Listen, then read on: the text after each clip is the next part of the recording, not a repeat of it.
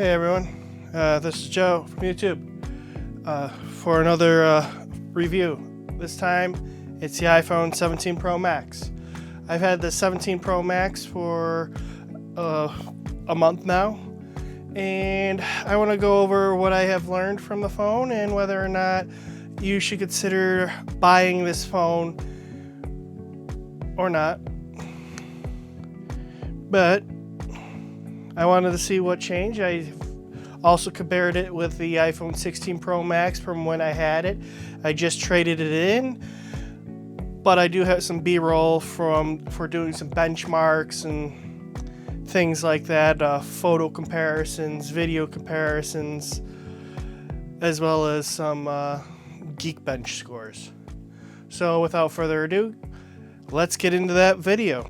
Alright, before we show the nitty-gritty of the iPhone 17 Pro Max, I just want to go over some quick stats or quick specs from Apple's website.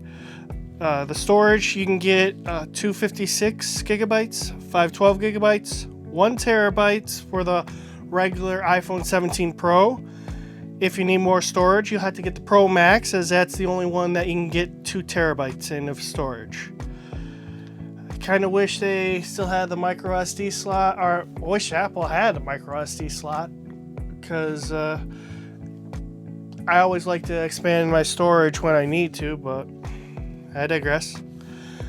The Apple has Ceramic Shield 2 on the front, so the glass here they say is a little bit more resistant, and on the back they just have the regular ceramic shield, like the black back glass, which is right here, and it's aluminum unibody. The aluminum unibody feels great in the hands. I have to say that. I like it without a case, but because it's aluminum and the fact that the anodizing in the camera plateau right here has that raised edges, it kind of scratches. So again, I'll go over the concerns at the negatives at the end of the video. So, but it feels great in the hands if you don't worry about scratches, and your hand's not going to get sore from that.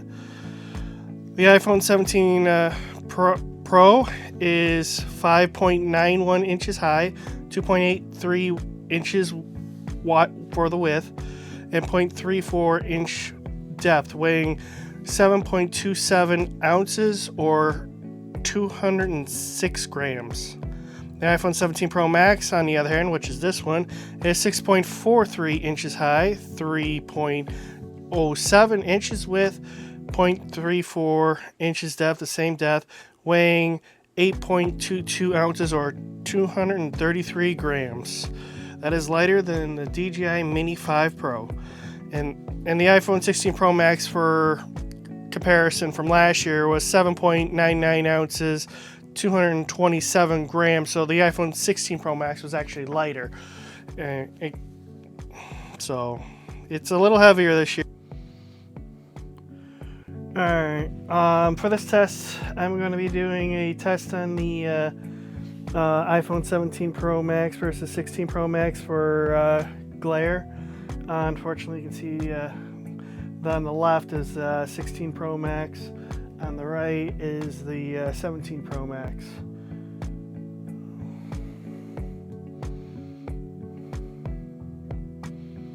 I'm just going to actually switch them around. You can see where the 16 Pro Max is, and let's just swap them around. This one right here.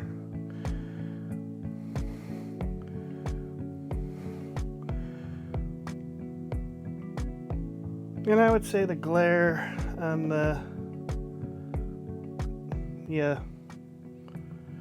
glare on the 16 Pro Max, which is this one, is a little more prominent. Editing Joe here. I forgot one very important thing about the iPhone 17 Pro Max, and that's the battery. Well, I'll tell you, the battery has gotten me through full days on a single charge, up to 80%. I don't like to have my phone charged to 100% all the time, as I want to conserve as much battery life as possible. And believe it or not, the iPhone 16 Pro Max, I turned it in with 100% battery life, and part of it is because I keep it between 80 and 40%. But even then, I get a full day of charge. And these new phones, the battery lives are amazing. Also fast charging. I think it has Qi 2 support, up to like 25 watts of fast charging, and I believe it's 40 watts of regular charging. So you're not going to have issues with battery on this. In fact, I probably can get more out of my phone if I tweak some more settings, but since it's got a big battery in there, I generally don't tweak the settings on my phone as compared to my watch. A watch, I want to get as much battery life out of it as possible, so I tweak as many things as I can, is what I'm trying to say. Alright, so this is, again, Editing Joe. Sorry for the cut-in, but I just wanted to get it out there. You guys probably would want to know about battery. So, on to the rest of the video. So, yeah, there is that. And this year's model, the chip is the A19 Pro chip. It has a 6-core CPU with 2 performance and 4 efficiency cores. And the GPU is a 6-core GPU with neural accelerators. So like for ray tracing and stuff like that. So a little bit of a faster chip from last year, which was the A18 Pro. So I'm going to show you some graphs now. The iPhone 17 Pro Max will be in blue, and the iPhone 16 Pro Max will be in green. So we're going to start off with Geekbench. For the CPU single core, the iPhone 17 Pro Max scored a 2,709, while the iPhone 16 Pro Max scored 2,426. Not much of a gain, it's about roughly 300 points difference. If I remember, I'll put the percentage difference up on the screen. I didn't figure it out at the time of recording this video, so there's that. And the CPU multi-core is 7,854 for the iPhone 17 Pro Max, 6,729 for the 16 Pro Max. Again, not much of a difference, and again, if I remember to put the percentage difference, I'll put it up there. But there is a difference. And the Geekbench metal performance. Now this is their version of OpenGL, or the graphics for like Microsoft, or so. The iPhone 17 Pro Max scored a 29,691, while the iPhone 16 Pro Max scored 24,685. I would say that's much more significant if you're a gamer than the CPU score, because GPUs seem to be getting a lot more powerful than CPUs year over year. And again, if I remember, I'll put the percentage up.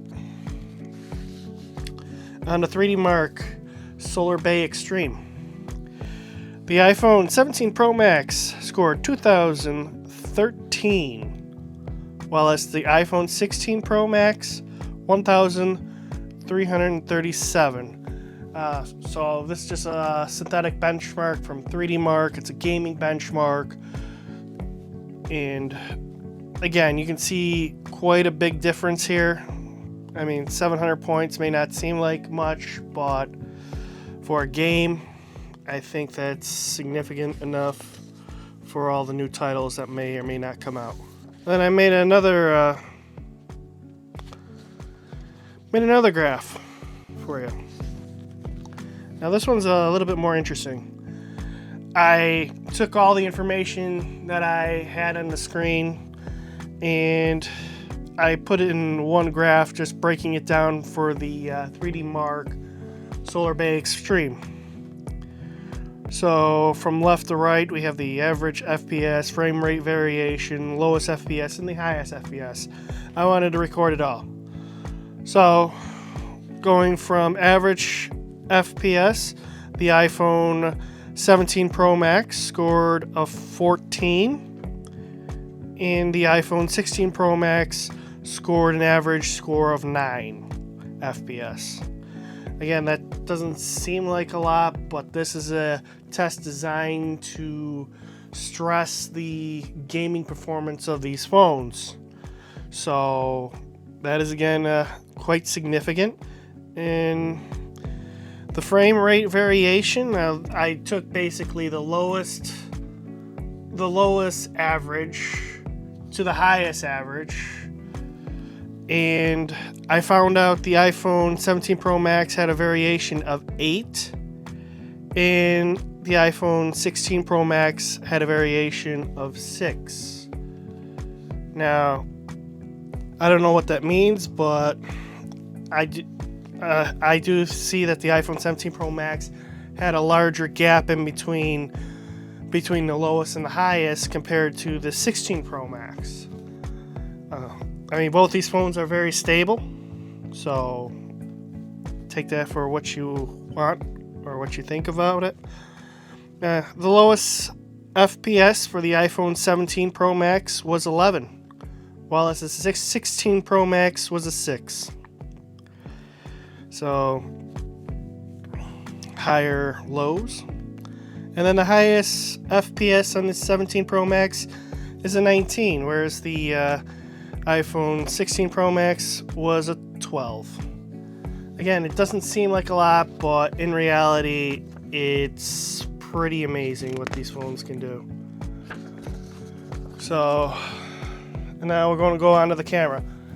The Halloween video I did it exclusively with the iPhone 17 Pro Max. I have some photos comparing the iPhone 17 Pro Max with the 16 Pro Max, and I did a night vision up near the park near me, or Clinton Park, and I did one over there. Yeah, I got him back into Clash of Clans, but oh, my king is upgraded. Look at that. So you can see.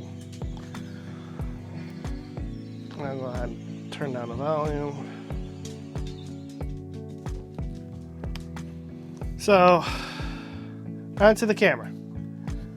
So, in this year's camera, there's 48 megapixel on all three of the cameras. Last year was 48 megapixel only on the ultra wide and the main camera. So, this is the back camera. So, and the main camera is a 24mm f1.7 aperture. So, alright, there might be a dog in the background before I get in the back into the rest of this video, but a 48 megapixel main 24mm f1.7 aperture. It's basically be good for low light and everything. And so the megapixels are either 24 megapixels or 48 megapixels.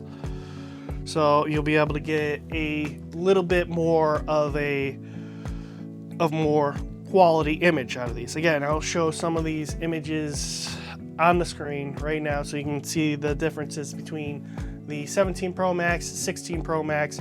What I did is I took a picture of the flowers that were on my mother's grave at all varying settings, and I'll zoom in some of it just so you can see the level of detail these cameras are.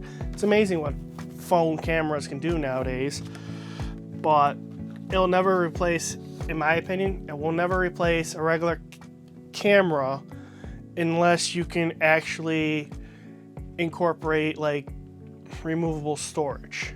I love removable storage. That's why I have a Canon camera. That's why I have the DJI Osmos Pocket 3. I just wish phone companies would go back to that time, but we live in a day and age where they're, They want you to sell you that extra terabyte in storage by getting the best of the best. At least that's what Apple does. So again, we're also on the other telephoto camera. It's a 48 megapixel at the same f1.78, and they have a 48 megapixel Fusion ultra wide 13 millimeters at a f2.2, which is about 120 degree field of view.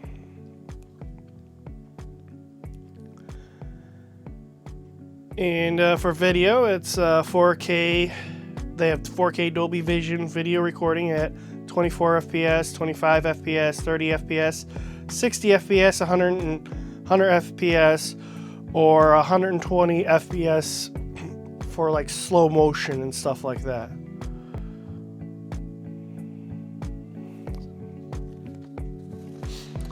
And on to some of the bad. So, looks like Clash of Clans went to sleep on me.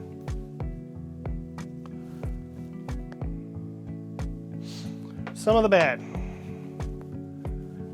So, the iPhone 17 Pro Max, it's a great all-around phone. I enjoy it over the 16 Pro Max from last year.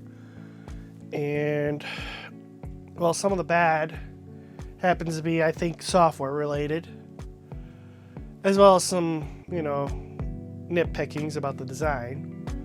Like I said, it scratches easy on the back with the aluminum body. Because it's aluminum, not titanium, there's been scratches and dents all over the place on Reddit and all the forums that, gotten it, jerry-rig everything, did a scratch test, and found that the camera plateau is in particularly acceptable. As well as you gotta clean it without peroxide-based cleaners, because otherwise you run the risk of discoloring your iPhone 17 Pro Max. So I don't know if they, tested this out, see how well it held up over time. Put an iPhone in a pocket with coins, keys. But for a multi-billion-dollar company, I think this is a huge shortcoming. They should have done more testing on it. I understand why they wanted to go for the cheap aluminum. It's cheaper to make. So, what I would recommend for those who are scared of scratches is to get a case. So I have I bought the iPhone 17 Pro Max tech woven case. It's a pretty good case. I love it. It's got the nice feel on the back. I'm just trying to maneuver because I've left my case on the other side of the table.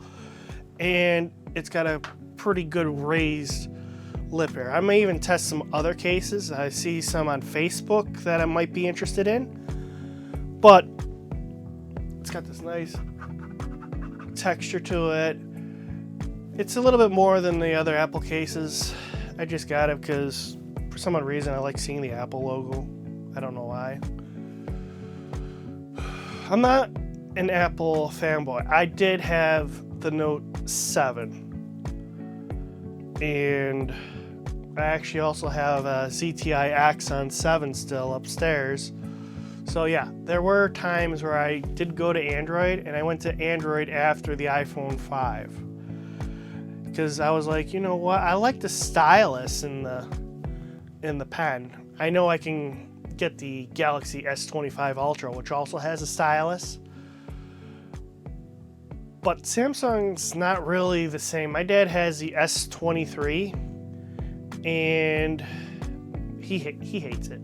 It's not as loud as the Note series, or even the S7, which both my mom and my dad had. when the Note 7 came out. As you all remember, the Note 7 had that battery issue, and so they had to issue a major recall on it. And that's another thing I don't like about modern phones. You can't have a removable battery. The Note 4, I was able to remove the battery, and as well as that. But another aching thing was the software. Is when sometimes I close out applications, like say I swipe up, and I want to go to reopen it again. Sometimes the apps freeze on me. It didn't freeze here, but it would freeze on me where I'll have to actually scroll up and actually close the app out, or force close the app out like that. And then I reopen it. And that's the only way I can get the app to work. Do not sell or share my information, please. It's another thing I don't like about technology. They constantly like, oh, do you want us to share your information with people? No. I want my privacy sometimes. I don't want Facebook to know I'm browsing on Amazon. I digress on that, but yeah, that's one annoying thing of the. That's the biggest annoying thing, and probably the only real con I have with this phone is the fact that some of the apps, especially it's Clash Royale that I notice it in specific. Clash Royale seems to have problems with background app refresh. I don't know. Maybe that's something that's on the developer side or on Apple side. I don't know. But you would have thought that multi-billion-dollar companies, again, would have tested all this out and would have came out with appropriate software updates upon release. I do like, and I forgot to mention this, I do like the Apple Glass, but I think they're getting rid of the Apple Glass. That's what I hear in certain YouTube videos. I'm a person that likes transparency, like backgrounds. I'm weird. I like the design of Windows Vista. But with Windows Vista, had a lot more issues than just design. It was slow, sluggish. Everyone hated it. Compared to Windows XP. Everyone loved XP. I think everybody still does. And they miss XP. Again, this is the iPhone 17 Pro Max. I hope you guys enjoyed it. Now, is this the phone for you?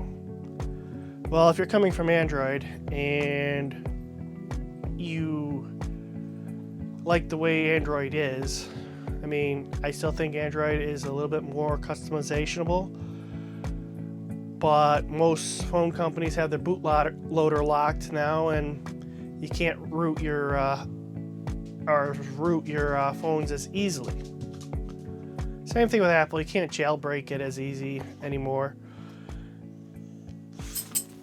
So, if you're coming from Android and you like how Android is, I would say stay with Android.